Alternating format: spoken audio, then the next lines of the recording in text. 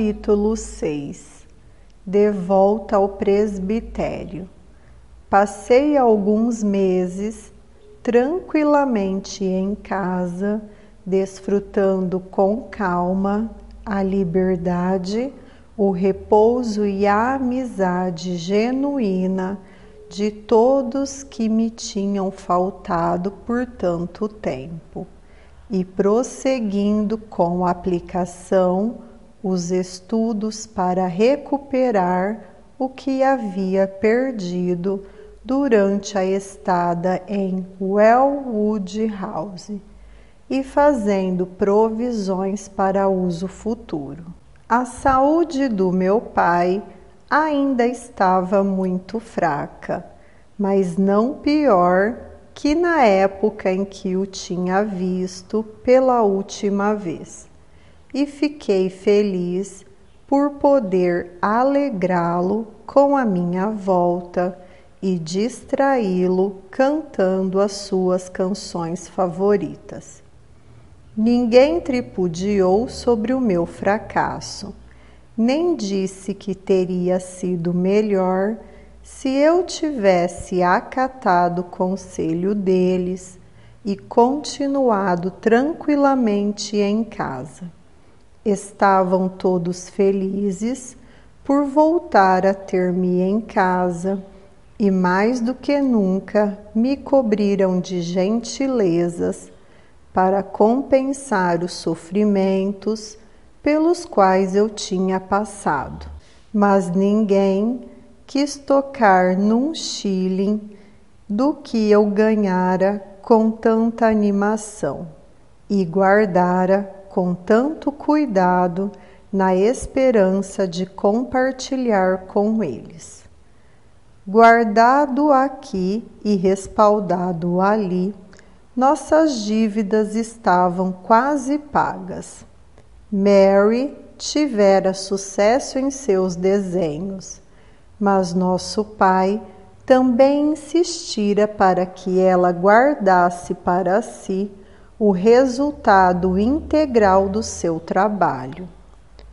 Tudo que conseguimos poupar, considerando o nosso humilde guarda-roupa e as poucas despesas, ele nos instruiu para que depositássemos na poupança, dizendo que não sabíamos quando iríamos precisar daquele dinheiro para o nosso sustento, pois ele sentia que não estaria conosco por muito tempo, e só Deus sabia o que aconteceria à nossa mãe e a nós quando ele se fosse.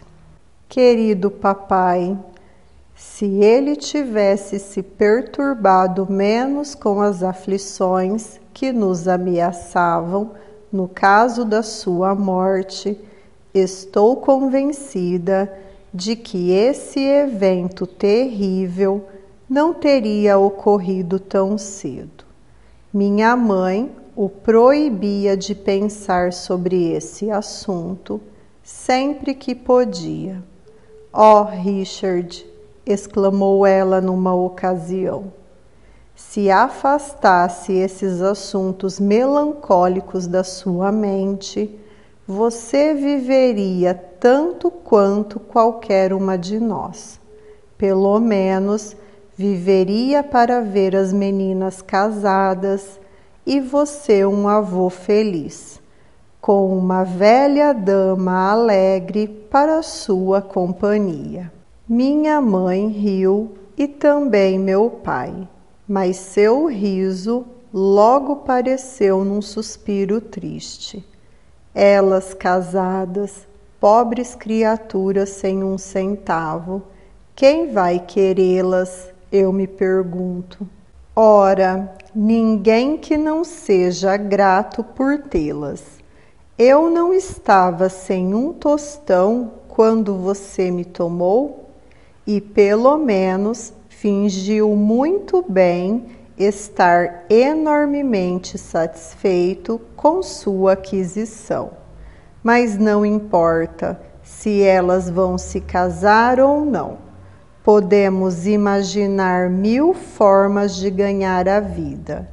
E me pergunto, Richard, você se angustia com a nossa pobreza no caso da sua morte, como se ela fosse alguma coisa comparada à calamidade da sua perda.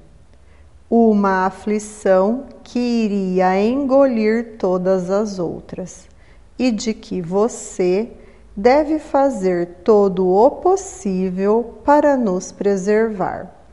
E não há nada igual a uma mente alegre para manter o corpo saudável. Eu sei, Alice, é errado lamentar como eu faço, mas não consigo evitar. Você precisa ter paciência comigo.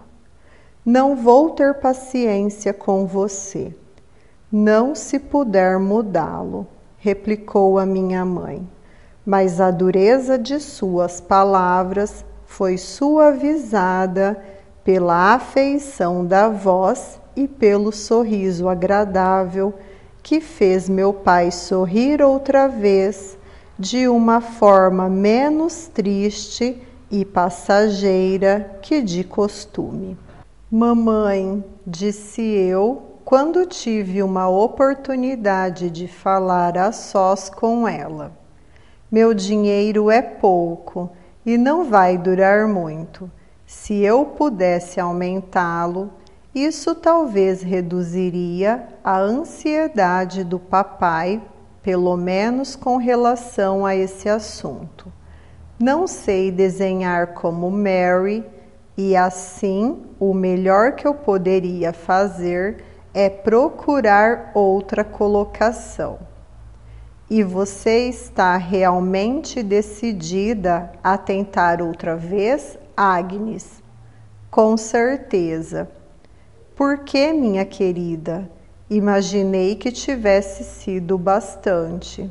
Sei que nem todo mundo é igual ao Sr. e à Sra. Bloomfield. Alguns são piores, interrompeu minha mãe. Mas não muitos, acredito eu, respondi, e tenho certeza que nem todas as crianças são iguais aos filhos deles, pois Mary e eu não éramos. Nós sempre fazíamos o que você mandava, não é? De modo geral, sim, mas eu não mimei vocês, e vocês não eram anjos perfeitos. Mary tinha uma reserva de obstinação silenciosa e você, às vezes, tinha problemas quanto ao temperamento. Mas, de forma geral, foram duas crianças muito boas. Sei que, às vezes, ficava amuada e teria me alegrado se também visse aquelas crianças amuadas de vez em quando, pois então eu poderia tê-las entendido. Mas elas nunca se amuavam, pois não tinham capacidade de se ofender, nem de se magoar, nem de se envergonhar, só se sentiam infelizes quando estavam com raiva. Bem, se não tinham capacidade, não era culpa delas. Não se pode esperar que uma pedra seja tão maleável quanto o barro. Não, mas ainda assim é muito desagradável viver com criaturas tão pouco impressionáveis e incompreensíveis. Não se pode amá-las, e se isso fosse possível, o amor seria totalmente em vão.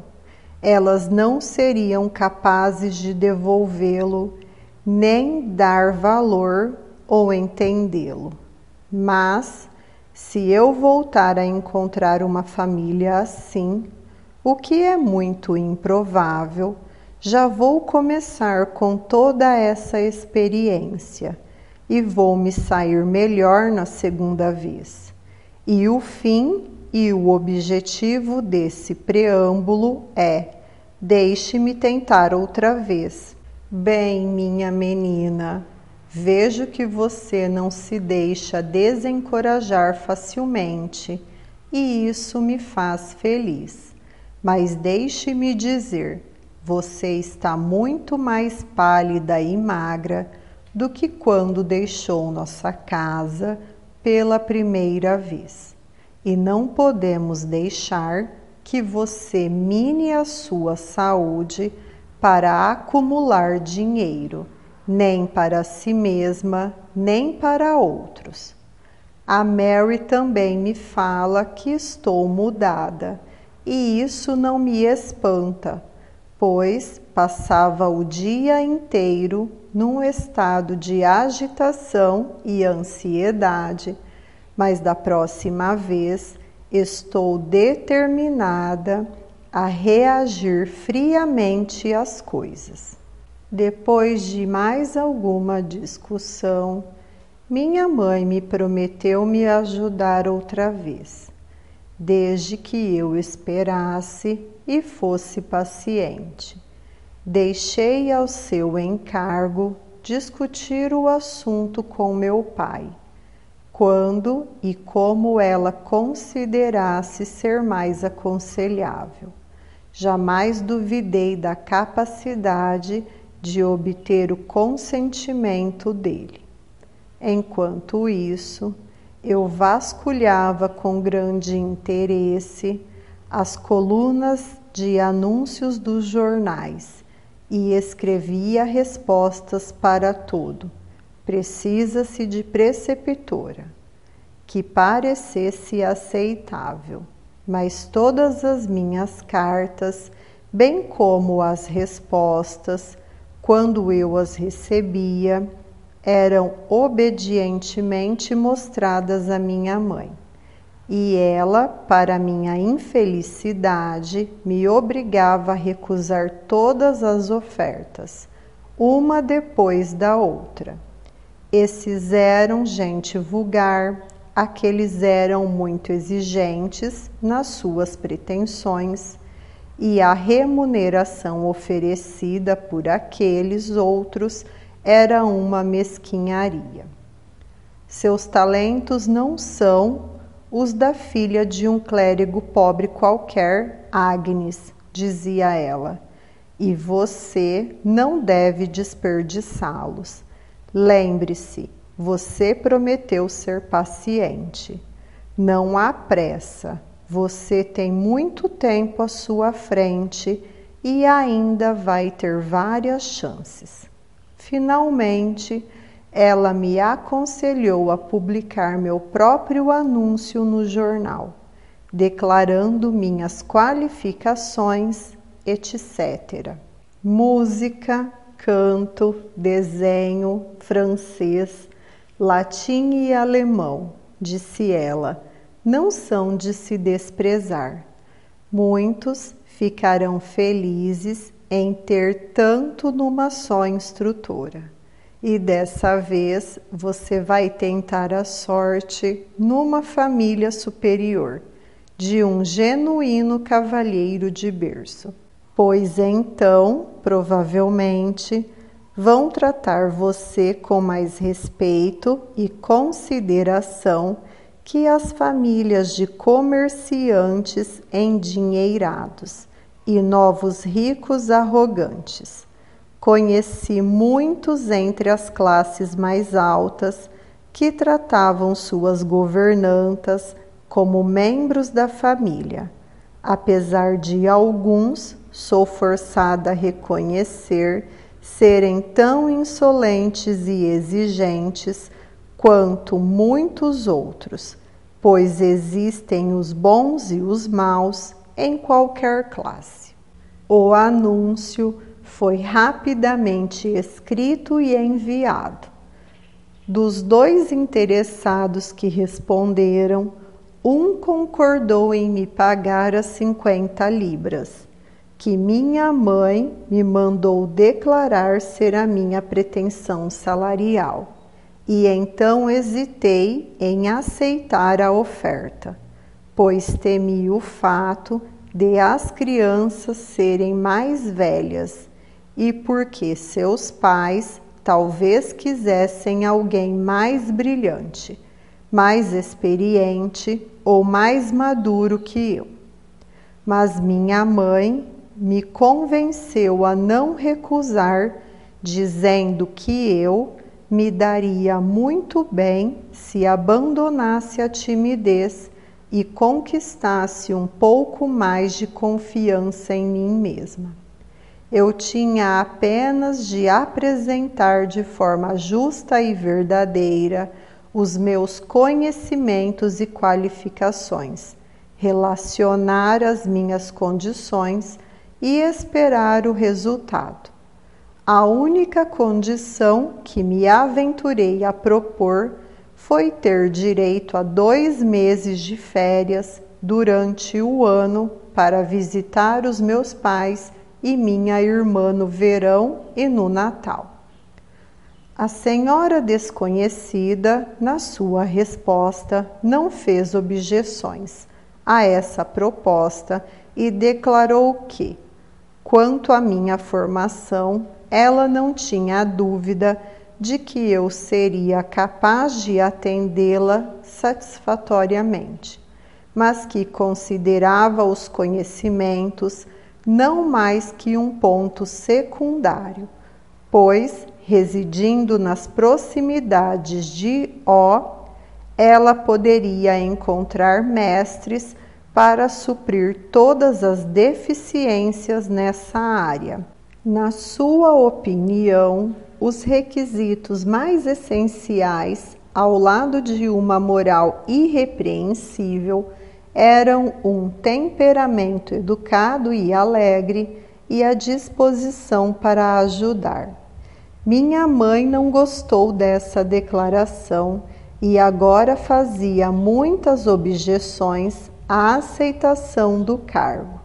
E nisso, minha irmã a apoiou animadamente, mas não querendo voltar a ser desautorizada, derrotei ambas e, tendo obtido primeiro o consentimento do meu pai, que pouco tempo antes havia sido informado dessas transações, escrevi uma epístola muito amável destinada à minha correspondente desconhecida e, finalmente, a negociação foi concluída. Foi decretado que eu devia assumir no último dia de janeiro meu novo posto como governanta na família do Sr. Murray de Horton Lodge, perto de O, a cerca de 70 milhas da nossa aldeia.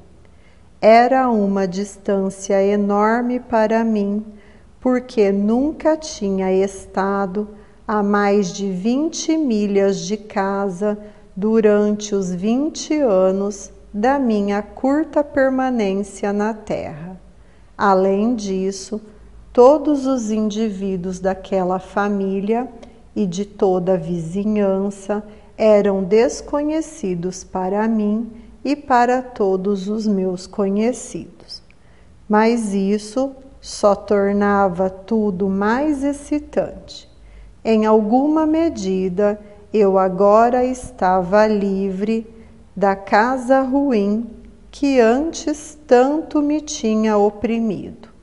Havia uma perturbação agradável na ideia de entrar nessas regiões desconhecidas e nelas descobrir sozinha o meu caminho entre seus habitantes. Eu agora me orgulhava de ver uma parte diferente do mundo. A residência do Sr. Murray estava a pouca distância de uma cidade grande e não num distrito industrial onde as pessoas não tinham nada para fazer além de ganhar dinheiro. Sua classe pelo que fiquei sabendo, parecia ser mais alta que a do Sr. Bloomfield, e sem dúvida ele era um desses genuínos cavalheiros de berço de que minha mãe tinha falado, que trataria sua governanta com a devida consideração, como uma senhora respeitável e bem educada, a instrutora e orientadora dos seus filhos, e não como uma mera serviçal um pouco mais capacitada. E por serem mais velhos, os meus pupilos seriam mais racionais, mais abertos ao ensino e menos problemáticos que os anteriores. Seriam menos confinados à sala de aula e não exigiriam aquele trabalho constante e a vigilância incessante. E no final, as visões brilhantes se misturaram com minhas esperanças, que pouco ou nada tinham em comum com a atenção às crianças e os deveres simples de uma governanta.